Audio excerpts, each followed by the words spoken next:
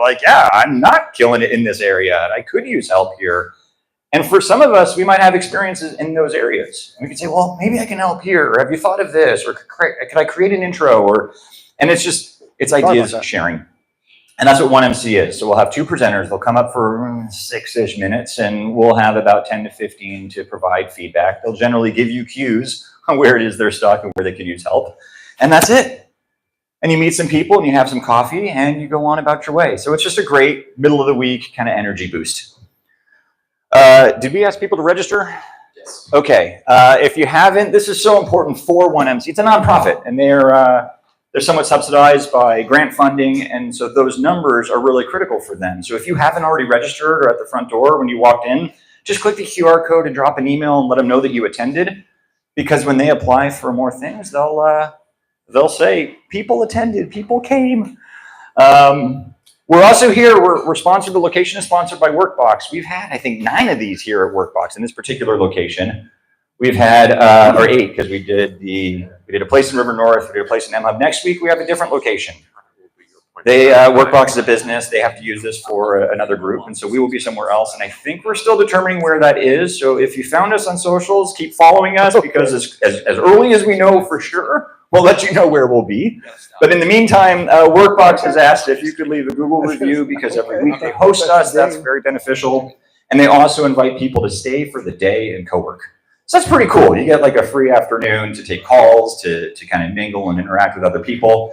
At some point when this is over, we'll kind of fold the chairs, put them up against the wall. The co-working will be upstairs, but you are invited to stay if you just let them know you're staying and who you are. So they asked that you leave a review. I'll leave this up for a second. And then I'll pull up the presentation. And John, you ready? I'm ready. Did we decide that we were switching up the order, or are you still first? No, we didn't want to rock that boat? All right, let's give a standing ovation for John. Come on, let's go. Nice. You got a thing? Okay. So, one of the cool things about hosting here is they've got this little widget I plug into the computer and it points. So it's great for if you have an easily distracted cat. There's a laser pointer and it also advances the slides, and that is gone. Not by us. I don't know where it is. So I am manual. So right there. And if you want, it could be your Vanna White, or if you want to do it. I got it. I got it. Kick it off.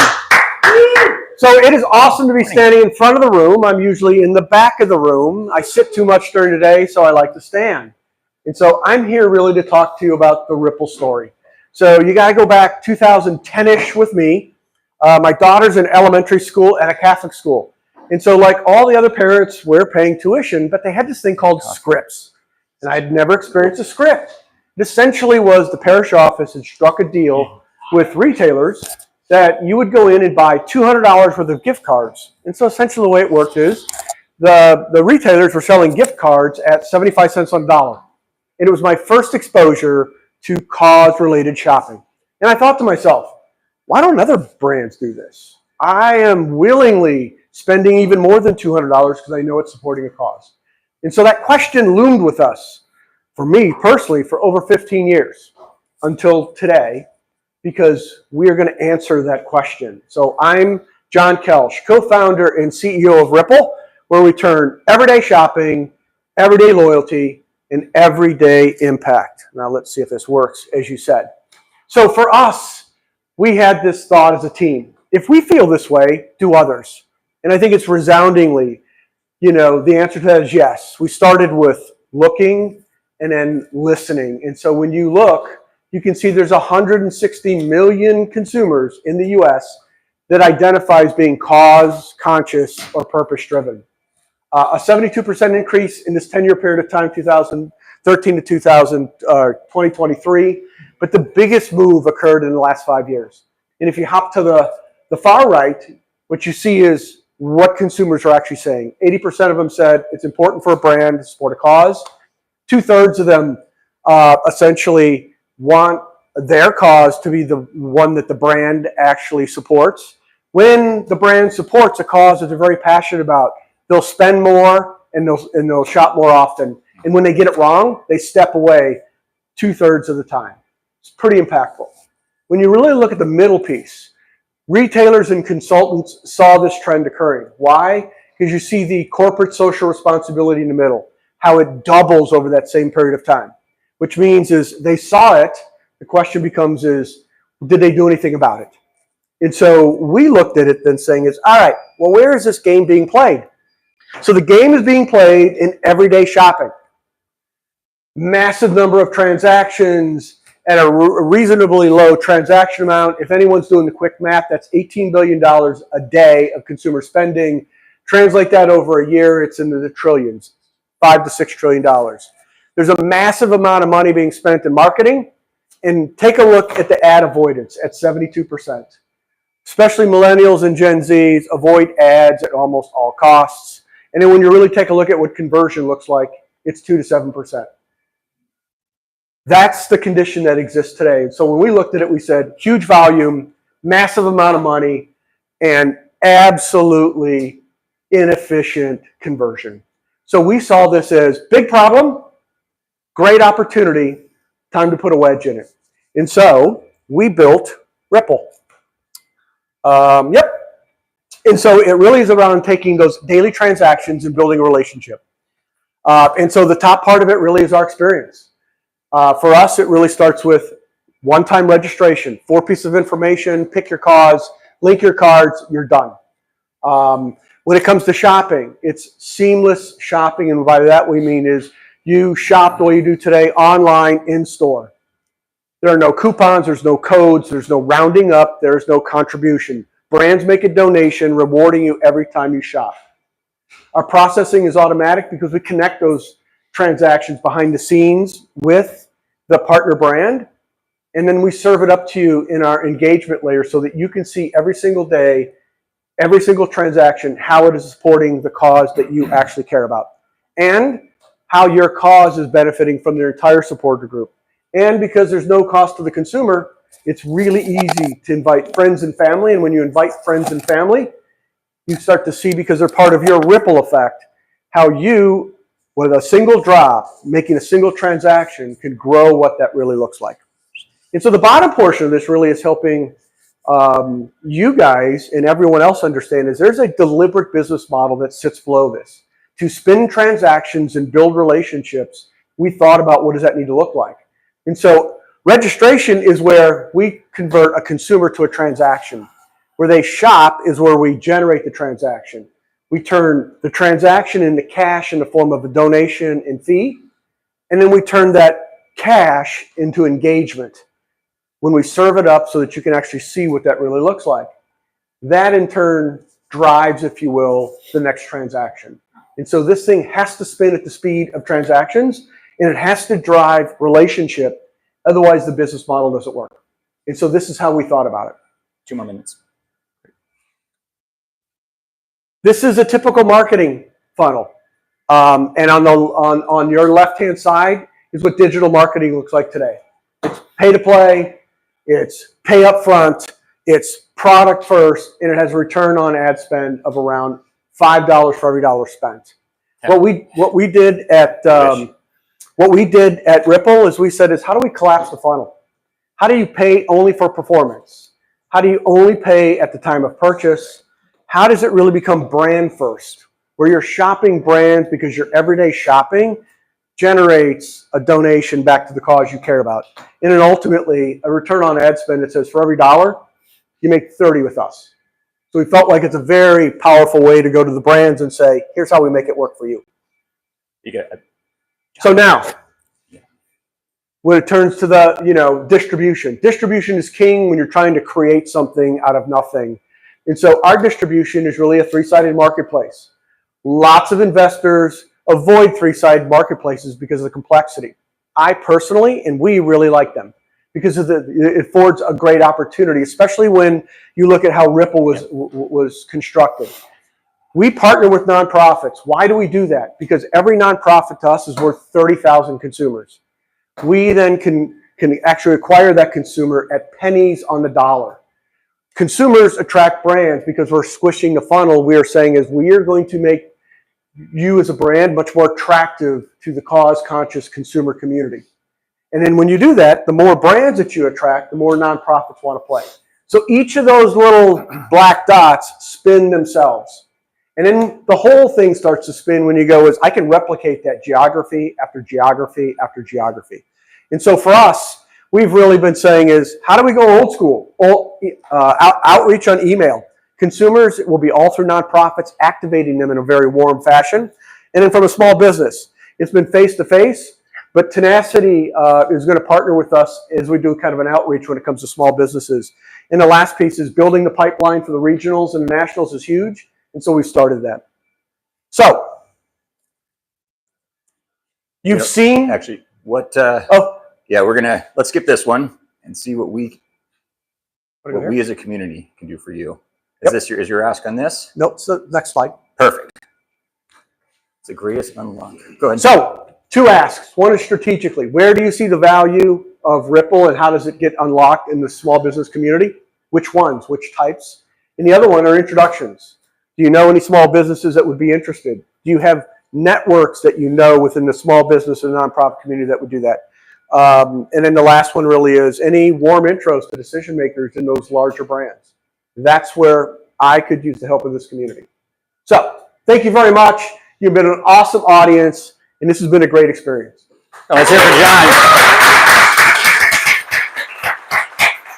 Do you see it as more digital or brick and mortar or both? Both. Okay. Please. Questions. Yeah. So what is it? App? Is it an app? Is it web-based? And then what is the business model? Like, how do you?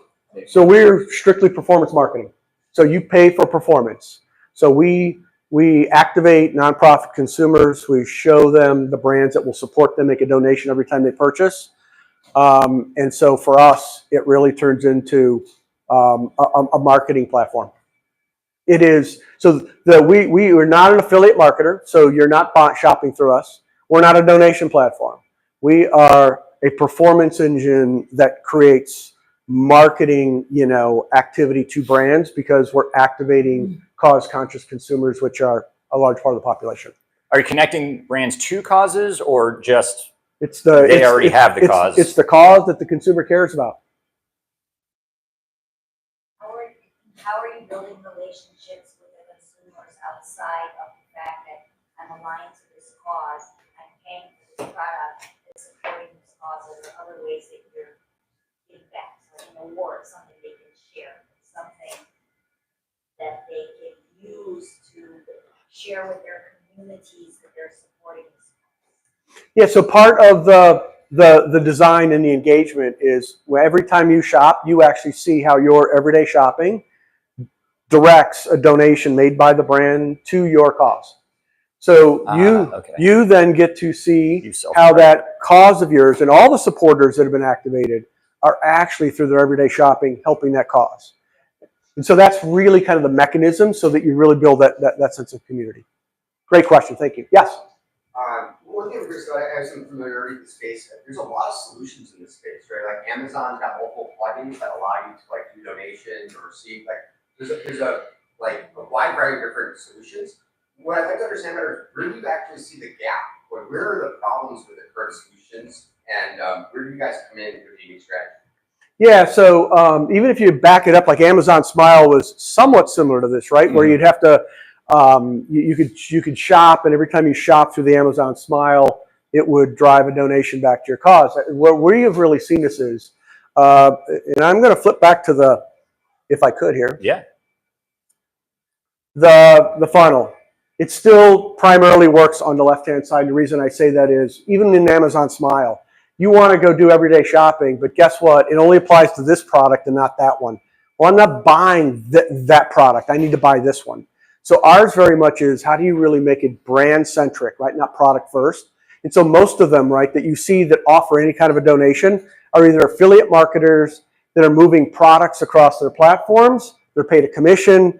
They turn a portion of that commission into that cause is a way of connecting it. Ours, we go directly to the nonprofits we partner. We say, we have a new way to create revenue for you, to get more out of your supporters without asking them to dip into their pockets even more. And it's just through everyday transactions, everyday shopping, and brands that are going to support them. That's the compelling component that really makes it much more around we only get paid and a brand only pays if there's a purchase. Bottom line. Thank you for the question. Question about. Yeah. You walk through the process for a consumer, the registration. Yep. Putting your card in there. What is the process to become a partner from a nonprofit? And can a consumer add a nonprofit that they don't see there? They can't. They can request one if it's not there, and then we will work with that nonprofit to bring them on. The nice thing about us is we're not selling software. So a brand does not have to install our software to make this happen. We link the card in the back end, and we do all the connection. And so the consumer has the experience that is frictionless at the consumer app level. The brand has nothing to install on their end, nor does the nonprofit. And we do not even charge the nonprofit a transaction fee. We eat that in our fee ourselves because we think it's really important that if you're cause-based, that you have to stay true to the fact that this is a revenue that you're generating for the nonprofit because of the consumer themselves. Question. Yes. Do you have any kind of like thought of a brand or brands kind of not having a cause initially and then maybe seeing what's trendy and kind of taking that trendy cause to what they identify as their cause? Yeah, so if the question is if we're seeing a trending cause and brands are jumping on the bandwagon and we don't have them, we would start to work with them. Is that the question? Yeah, similarly, or Yeah. someone, they see like a popular cause, and so now you have a lot of companies on your platform just identified with that cause, even though it's not really making something for them. I think I went too far. There it is. So what we learned is corporate social responsibility is really where brands go, we need to become more purposeful. So they select the causes that are really important to them internally. The reality of it is that's not what drives a consumer. Consumers care very much about certain causes. And so in our model, the consumer chooses. So we'll start with nonprofits. Eventually we'll go consumer direct. And so to your question, you know, if my causes are on there, can I add them? Absolutely. And there's no cost, there's no software. But our whole thing is going to the consumers, mobilizing the consumers, empowering the consumers. Because as individuals, you can't move any of that. But as a collective, you certainly now bring your power to brands having to go as I want access to tens of millions or hundreds of millions of consumers that are very motivated by causes. So it's very important for us to stay grounded. It's the consumer's choice, not the brand's. Now, we'll do some vetting, right? There's certain types of nonprofits that are never going to make it on ours, right? Because they're not really attacking things in communities or environments or areas. But we'll do the vetting, and as long as, you know, the 90% are there, it's consumer choice is what it is. It's not brand choice. Awesome. Yes. Well, we're gonna wrap it up. Bring up our list. So let's thank John for presenting today.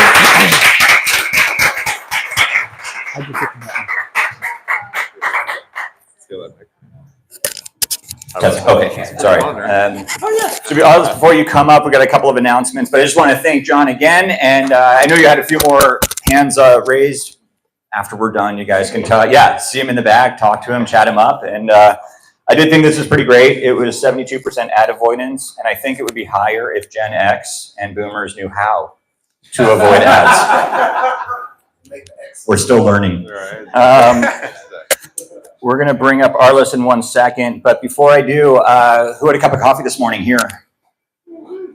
Okay, just about everybody. I mean, that's what we're about, 1 million cups of coffee, but we were sponsored. It was brought to us by U3. They're not here today, but they come almost every week, and they get up and talk a little bit about what they're doing over in their coffee shops. And they're all about building community, which is pretty cool because so is 1MC. So we have a really well-aligned brand partner. We're also working with All Rise Legal.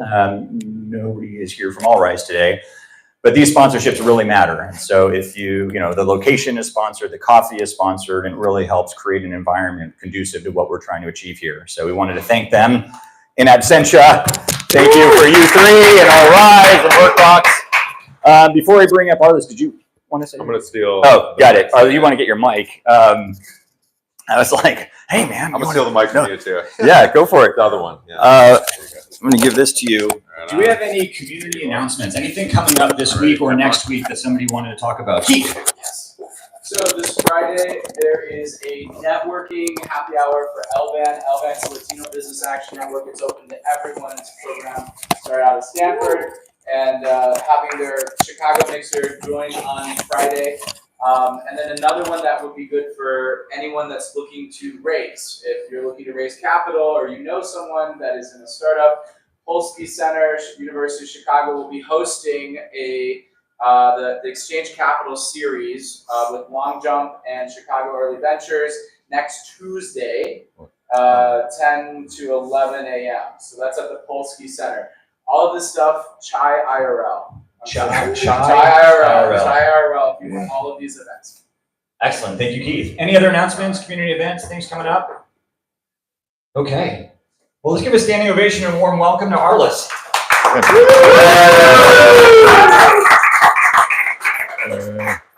Also, Ari.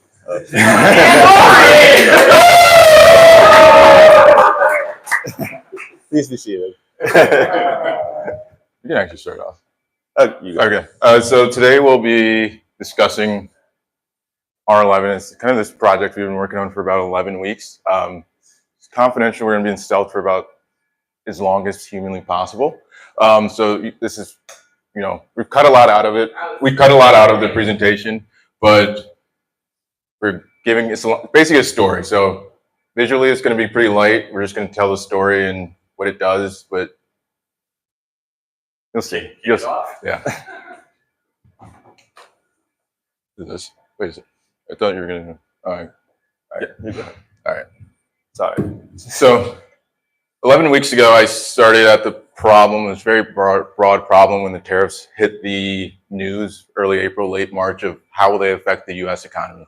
And that led me down a very deep path. So I basically started picking up the phone, talking to the smartest people I knew that were working at a macro level, and said, hey, who is this going to affect? What is it going to do?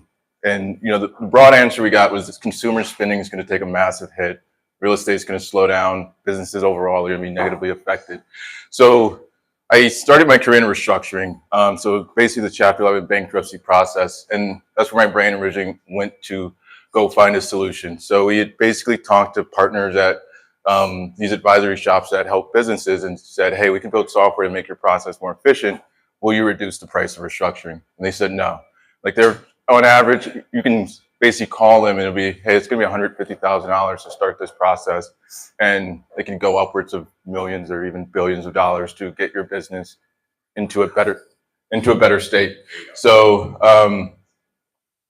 we kind of really sat on this problem for a while. And luckily, let's just actually jump to the next slide. Ari and I took a trip down to IU Ventures about 4 or 5 weeks ago for a venture summit. And at the time, Ari was working on Pira, and this thing wasn't really a company yet. But 4-hour road trip and tons of conversations, we basically got to what we believe is the core problem that's affecting basically businesses, but also how we can help them. Yeah, and the core problem is that many founders are left out. They personal guarantee loans, and they can potentially go bankrupt. And then in the bankruptcy process, people are coming after your house, they're coming after your assets, they're garnishing your wages, and so on. And a specific problem set we were looking at was in the SBA loan side of things. And we realized that for SBA loans, if you just go through SBA lenders, if someone defaults, the severity of that default is really high. The frequency isn't that high, but the severity is really high. So they only recover less than 7% of the volume that's been defaulted on. So we said, okay, this is a lose-lose for the founders and the lenders and the SBA and us as taxpayers.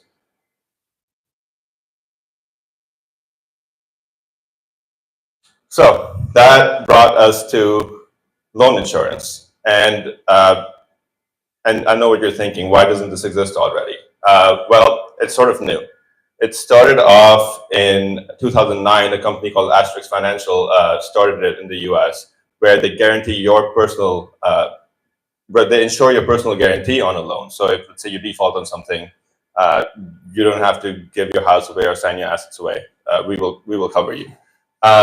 Aztecs they tried right after the global financial crisis. The SBA volume was low. They couldn't really get any traction. We actually talked to one of the board members and investors yesterday, and he walked us how the distribution process was difficult, the timing was wrong, and now is the right timing to start doing this. So what do? We just charge a premium, about 2 to 3% for now, on the loan, so that you can be insured. And I'll hand off to Alice. So yeah, kind of like where are we now? Basically, like we're talking to insurance brokers and insurance carriers to get the product into market. It's about a 9 to 12 months before that happens. We're also in the middle of our fundraise and getting strategic investors to make this thing happen. Distribution through banks and talking to like credit officers, lenders to basically to start the bank side, signing LOIs there. But so we're basically about 12 months away from the product being on market. And then I just want to say, like, 1MC has been super helpful throughout this process. Stuart introduced us to Reed, one of his college roommates and friends. Reed completely unlocked the insurance side, and there's been this massive, just our ability to just create velocity. Monica's not here, but Monica just commented on a LinkedIn thread that Alex made about Shy RRL, which has gotten me here at this point in time. Everybody's been super helpful, and the community is great and has added a lot of value to the process. Just even talk to people about their businesses, gave clarity about the problem that we're solving and like the pain that it causes people. And really from that point of view, like we have asked for introductions, but like, if you know anybody that's in SBA lending, chief credit risk officer in this SBA, any of these, organizations, but also this survey, particularly if you're like a small business owner, thought of starting a business, it would just be great to take it. It would give us more just data and just the severity of the problem. It's anonymous. You can share the results if you want, or you can share your email if you want, but it would just be very helpful in saying, hey, I thought about getting a loan, but I did it because of the downsides of it. Or like, I do have a loan, you have personal guarantee, it's stressful. Or like you've known somebody that's gone through bankruptcy or any of these things, because it's a very severe problem, but we also just kind of just want to have some like real concise data on it, concise data. But open it for questions, and yeah.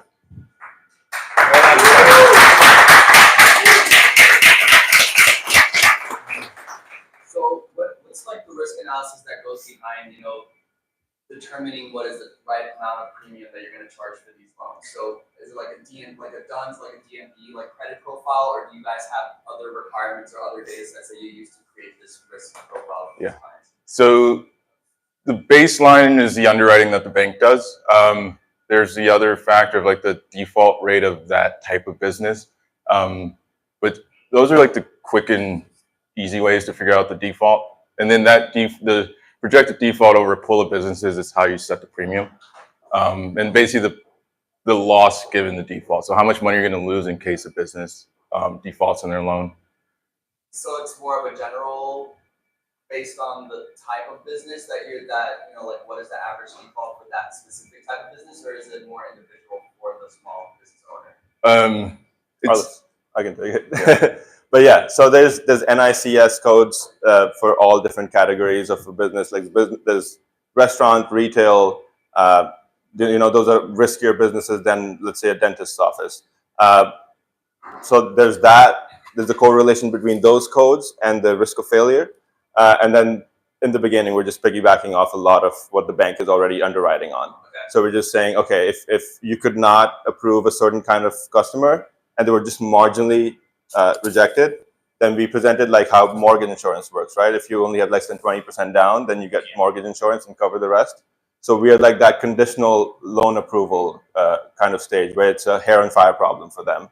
If they cannot get a loan and they're just almost there, getting the insurance puts the bank at ease, puts the owner at ease, like if something happens. So that increases loan volume by 10 to 15% for the banks. Meanwhile, the borrowers also get approvals. I have two quick questions. Would you relate this to PMI but for businesses?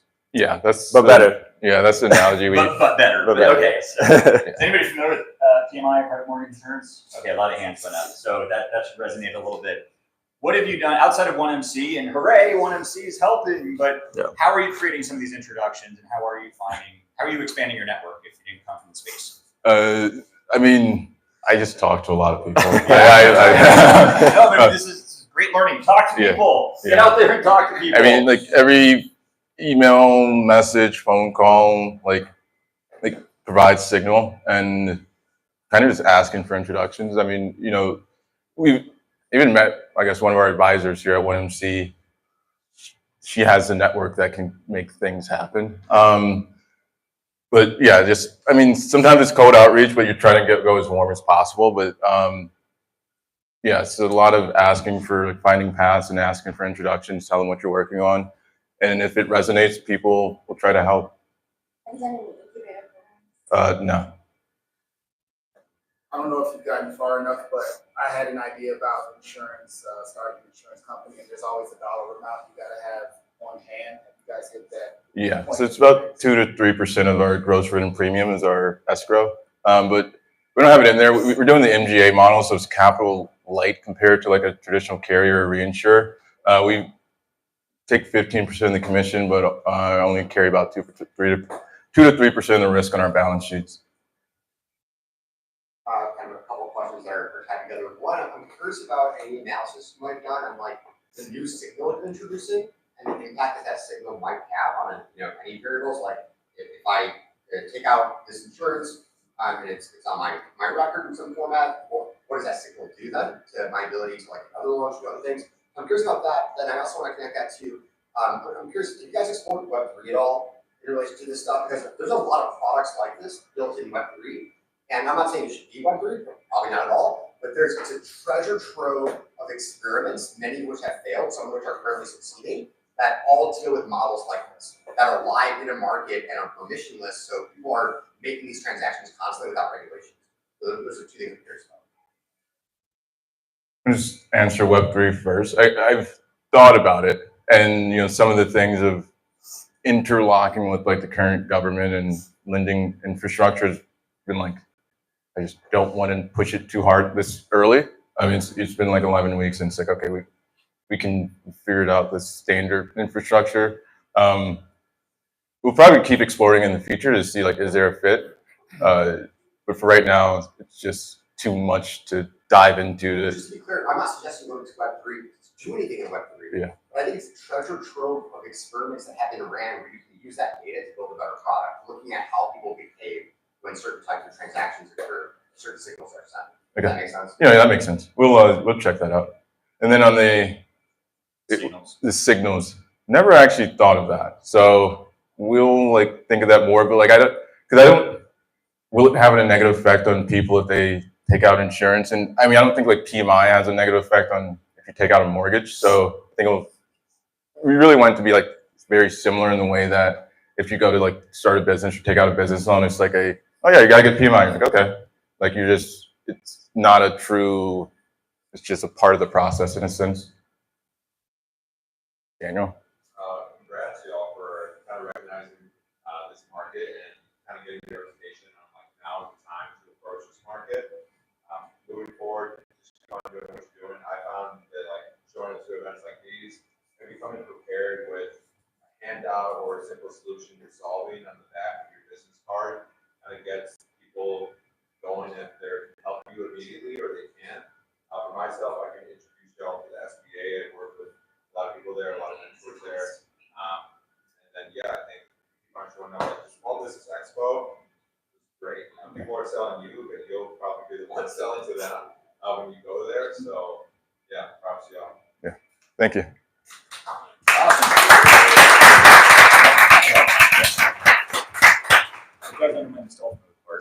Yeah.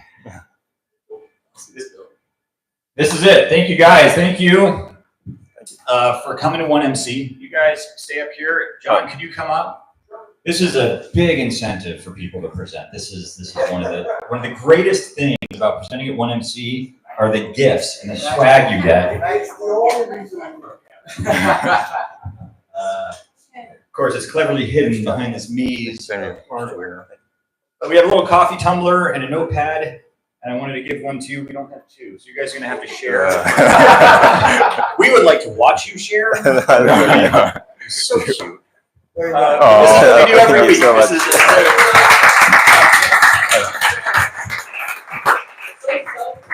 This is amazing. Look at that. Look at that. We're gonna get another one. We'll make sure we get one for you. Next time you're here. It's okay. I don't know. I think. I don't do paper. But you do coffee. I do coffee. Okay. We'll do a coffee tumbler. Guys, thank you for coming. We're gonna be able to mingle for a little bit. We're gonna have people come up for pictures, organizers. The presenters will stay. If you're a community organizer, you can come up. The rest of you, if you wouldn't mind folding a chair and just putting it up against the wall, it helps us clean up. Invite you to stay.